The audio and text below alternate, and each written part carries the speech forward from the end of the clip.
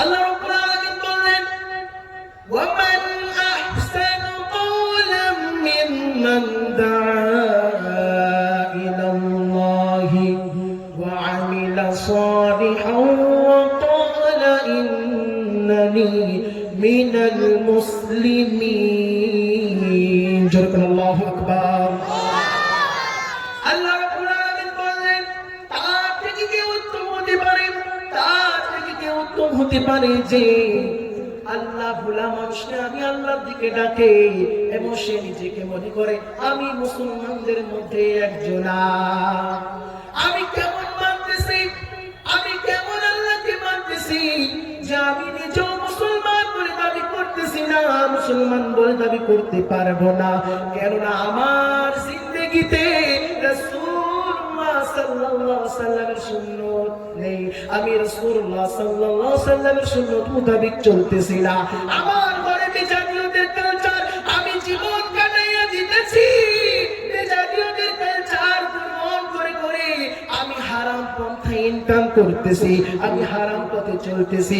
ও মুসলমান, ভালো করে শুনে নাও, আল্লাহ রাব্বুল আলামিন এই কালাম পাক আমাদেরকে চলার জন্য দিয়েছে যে আমার বান্দারা কেমন করে দুনিয়ার বুকে চলবে, কেমন করে ইনকাম করবে, কেমন করে আমি আল্লাহকে খুঁজে পাবে, কেমন করে রাসূলুল্লাহ সাল্লাল্লাহু আলাইহি ওয়াসাল্লামের সুন্নাত মোতাবেক চলবে। আজকে আমরা বড় বড় আলেম উলামাদেরকে ডেকে বয়ান শুনতেছি কিন্তু মানতেছি না। যদি না মানেন মুসলমান, তাহলে আপনার স্থানটা জাহান্নাম ছাড়া জান্নাতে হবে না। হবে হবে জান্নাতে হবে। আপনি মুসলমান হয়েছেন, আমি নিজে বলছি মুসলমান, ঈদ পালন করছি আর সপ্তাহে একদিন নামাজ পড়তে যাচ্ছি। কেমন মুসলমান তার চরিত্রকে টের পাওয়া যায়, কথা কোন ঠিক কিনা?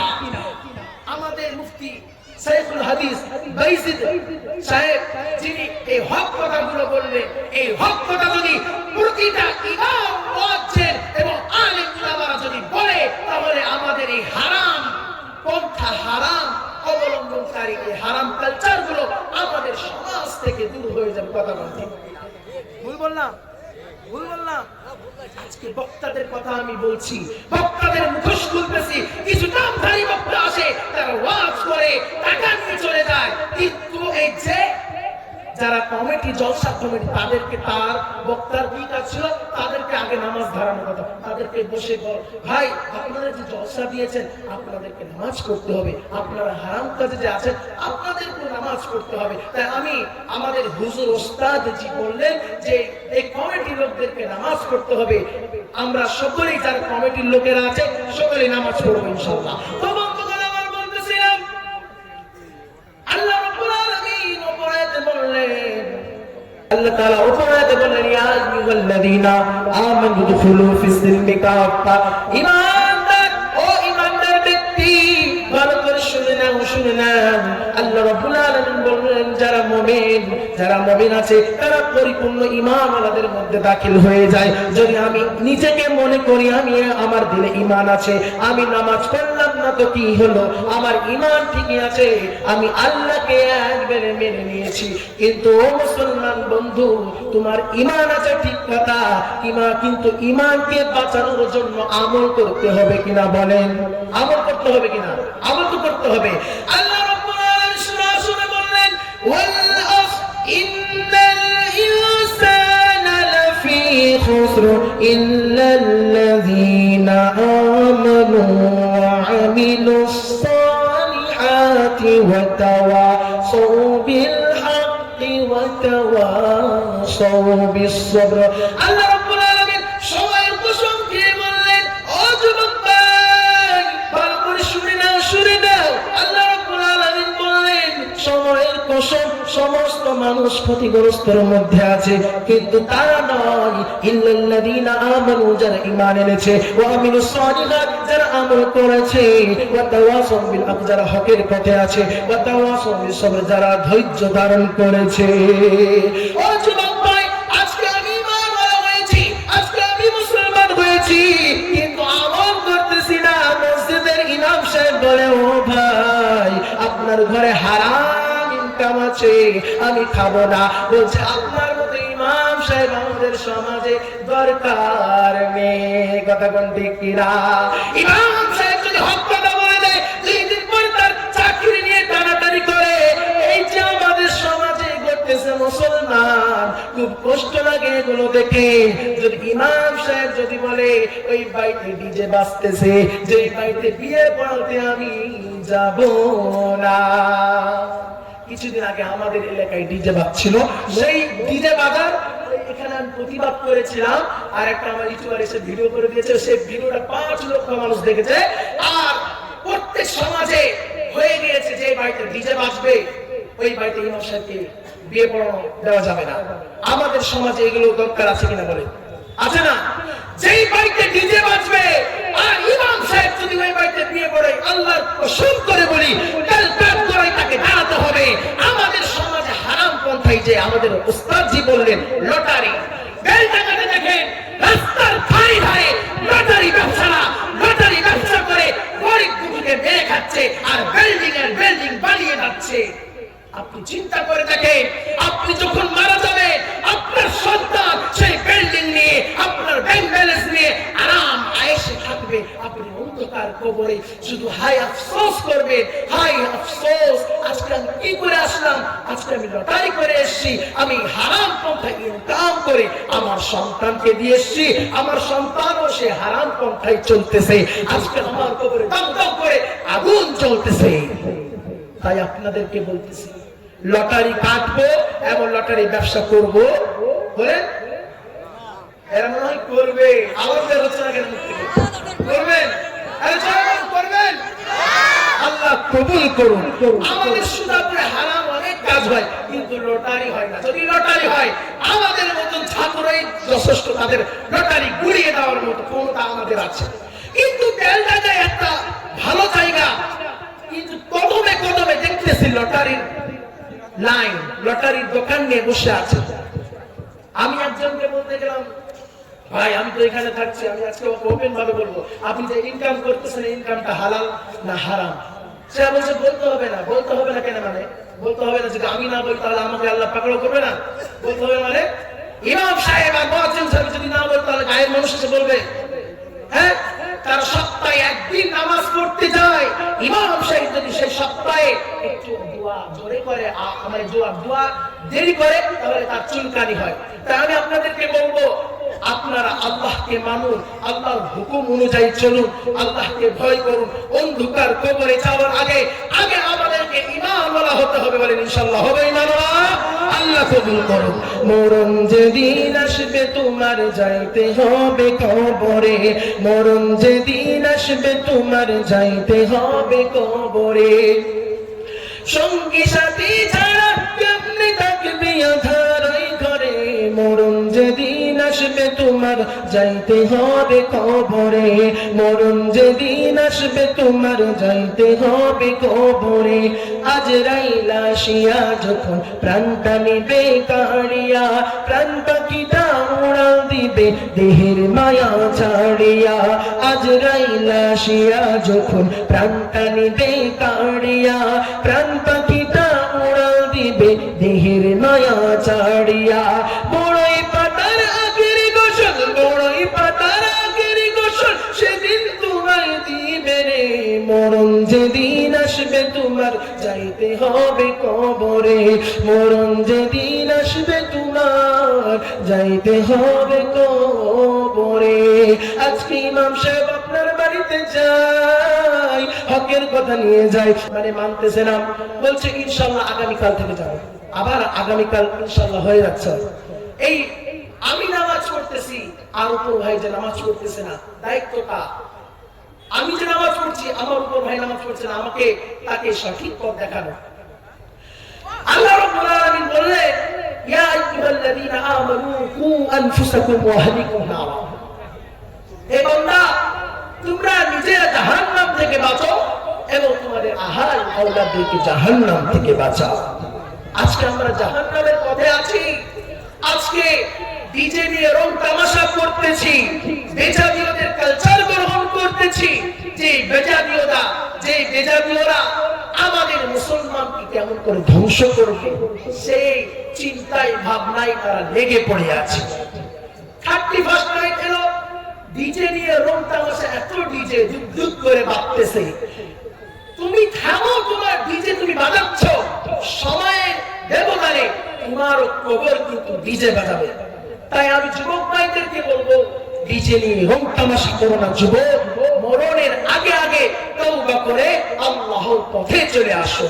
যুবক ভাইরা আজকে ধ্বংসের মধ্যে কেমন করে আমি সংক্ষিপ্ত বলি, যুবক ভাইরা মোবাইল নিয়ে রং, তারা রাত জেগে জেগে তারা মোবাইল নিয়ে ফ্রি ফায়ার খেলে, আর তারা সিনেমা দেখে, রংরা সিনেমা, যে সিনেমা ওই পশ্চিমা দেশের সিনেমা, যে সিনেমাতে যুবকদের তাদের ব্যবহার চরিত্র নষ্ট হয়ে যায়, তাদের বয়স হতে না হতে তারা বিবাহ করতে চায়। আপনারা বুঝতেছেন কিনা বলেন?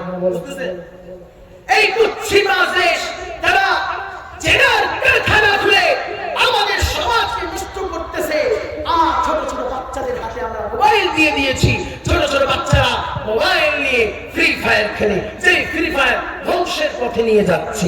ফ্রি ফায়ারে ধ্বংস হলো কত যুব সমাজ, ফ্রি ফায়ারে ধ্বংস হলো কত যুব সমাজ, লেখা পড়ায় মন বসে না, পড়ি না নামাজ, লেখা পড়ায় মন বসে না, পড়ি না নামাজ। ও যুবক আল্লাহর গোলাম নবীর উম্মতের দল, ভালো করে শুনে নাও, তোমাকে নামাজের দিকে ডাকতেছি, তোমাকে জান্নাতের দিকে ডাকতেছি। ও যুবক, তোমাকে আমরা টাকা নেওয়ার জন্য ডাকতেছি না, তোমার কাছে খাওয়ার জন্য ডাকতেছি না, যুবক তোমাকে জান্নাতের পথ দেখানোর জন্য ডাকতেছি। যুবক কিন্তু জান্নাতের পথ দেখতে চাই না, তারা বন্ধু মনে করে ওই ব্যক্তিকে, যে ব্যক্তি তাদেরকে নেশা ধরায়, যে ব্যক্তি তাদের হাতে মদের বোতল ধরায়, যে ব্যক্তি তাদের হাতে সিগারেট ধরায়, তাদেরকে আমরা নিজের পরিক্রম বন্ধু মনে করে নিচ্ছি। আমি একজন যুবক ভাইকে বললাম, ভাই আপনি আমার বন্ধু, আপনাকে আমার টার্গেট আছে আপনাকে নামাজি বানানোর জন্য, আপনি কি নামাজ পড়বেন? যদি না নামাজ পড়েন আপনার সাথে আমার বন্ধু রিশতা কত? বলছে হ্যাঁ পড়বো পড়বো, কিন্তু পড়ে না, তার সাথে বন্ধুত্ব আমার বন্ধু। তাই আল্লাহ বললেন, তোমরা নিজেরা জাহান্নাম থেকে বাঁচো এবং অপরকে জাহান্নাম থেকে বাঁচাও। প্রত্যেকটা নবী এই দাওয়াত নিয়ে এসেছেন যে এক আল্লাহকে মেনে নাও, আর যারা আল্লাহ থেকে মুখ ফিরিয়ে নিয়েছে তাদেরকে আল্লাহর সঙ্গে মিলিয়ে দেওয়া, আল্লাহর ইবাদত তাদেরকে বুঝিয়ে দেওয়া কেমন করে করতে হবে। আজকে আমরা ইবাদত বুঝি না, আজকে আমরা আমলও করি না, শুধু সপ্তাহে একদিন নামাজ পড়তে যাব আর 2 দিন নামাজ পড়বো, এরকম আমরা মুসলমান। তাই তো এরকম মুসলমান হলে চলবে না। মুসলমান পরিচিত মুসলমান হতে হবে। বেঈমানরা আমাদেরকে খতম করার জন্য লেগে পড়েছে। আমাদের এই যে দিল আছে, ঈমান যদি থাকে তাহলে এই দিল জিহাদ করার জন্য প্রস্তুত আছে। আপনারা কিছুদিন আগে দেখলেন এই যে আল্লাহকে নিয়ে কটূক্তি করা হলো, এই কটূক্তি সব জায়গায় চলবে, কিন্তু মুসলমান নেমে পড়লে হবে না, ধৈর্য ধারণ করতে হবে।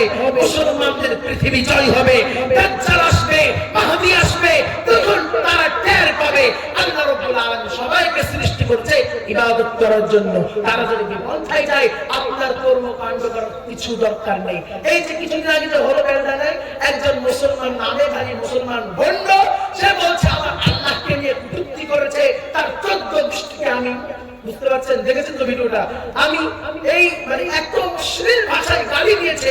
আল্লাহর নবী বলেছে যে প্রকৃত মুসলমান হবে তার বেধর্মী কষ্ট পাবে না, হাতের দ্বারা মুখের দ্বারা কোনো কিছু দ্বারা কষ্ট পাবে না। যে ব্যক্তিরা যে গালি দিয়েছে তার মুখে দাঁড়িয়ে সে তো নিজেই বেঈমান। আমাদের বেধর্মীরা আমার ভাই, আর আমরা নিজের তাদের সঙ্গে মিলেমিশে থাকবো। আমাদের এই মিলেমিশে থাকলে আমাদের ভালোবাসাটা বাড়বে। কিছু মানুষ আছে আমাদের ভালোবাসাকে শেষ করতে চায়, তাই আমি ওইদিকে যাবো না। আমি আপনাদেরকে বলতেছিলাম, আপনারা জলসা দিয়েছেন, ভালো কথা। আচ্ছা 50 তো বেজে গেছে। তো বন্ধুরা আমার, আমাদেরকে নামাজ পড়তে হবে কিনা বলে, নামাজের কিছু আজকে আমি শেষ করে দিব। আর মা বোনদের নামাজের তো হলোই, মা বোনদের আছে। আজকে মা বোনেরা শুনে আমি বলতেছি, সুর দিব না বেশি, গলা বসে যাচ্ছে। মা বোনেরা এইরকম মোবাইল পেয়ে তাদের স্বামীরা ভিডিও করে সোশ্যাল মিডিয়ায় আপলোড দেয় আর কিছু পয়সা কামায়। আমি 1 মিনিটের মধ্যে শেষ করে দিব, এই কথাটা বলি। তো এই যে মা বোনেরা নোংরা নাচ গান ডিজে কমেডি ভিডিও বানিয়ে সোশ্যাল মিডিয়ায় যে ছাড়ে, আপনি বলেন তারা জাহান্নাম যাবে না জান্নাত যাবে? আল্লাহর নবী বিশ্ব নবী জনাবে মুহাম্মদুর রাসূলুল্লাহ সাল্লাল্লাহু আলাইহি ওয়াসাল্লাম জানিয়েছে, মান তাশাব্বাহা বিকওমিন ফাহুয়া মিনহুম, যে যাদের কালচার গ্রহণ করবে, যে যাদেরকে মহব্বত করবে, কাল কিয়ামতের দিন তাদের সঙ্গে তাদের হাসর নাসর হবে। কথা কোন ঠিক কি না? ও বন্ধুগণ আমার, আল্লাহ তাআলা কালাম পাকের মধ্যে বলেছেন, ওয়া ইযা সাআলতুমুহুন্না মাতাআন ফাসআলুহুন্না মিন ওয়ারাই হিজাব। আল্লাহর কসম করি মা, আজকে বেপরদা হয়ে বেড়াচ্ছ, বেপরদাগিরি করে বেড়াচ্ছ, নিজের ঠোঁটে গালে বৃষ্টি মাখে তোমরা পর পুরুষকে নিজের দিকে আকৃষ্ট করতেছো। বিরাট যখন একটি মাস নয়, একটি দূরের কোটা পায়, সে কোটা কেমন করে খালি করবে সে পন্থায় সে বুদ্ধি খাটাচ্ছে। এরকম আমাদের কিছু সমাজে কিছু লুচ্চা যুবক ভাইয়েরা আছে, তারা বুদ্ধি খাটায় যে মা বোনের ইজ্জতকে কেমন করে লুটা যায়। কথা বল ঠিক কিনা? এই জন্য বলতেছি, আপনারা নিজের মেয়েকে পর্দার আড়ালে রাখুন, নিজের মেয়েকে পর্দা করতে বলুন, ধ্বংসের পথে হয়ে যান না। একটা মেয়ের জন্য 4 জন পুরুষ জাহান্নামে যাবে, সেই 4 জন পুরুষ কিন্তু আপনারা জানেন কে? আমি বলবো না, সবাই শেষ। তো আমি শেষ করে দিচ্ছি। আমি কমিটি ভাইদেরকে একটা গজল করেছি, সেই গজলটা আমি বলে শেষ করবো ইনশাআল্লাহ। শোনো শোনো নবীর জীবন, শোনো শোনো আল্লাহর বাণী, ওহে মুসলমান, আল্লাহর বাণী শুনে তুমি চলো সর্বদা।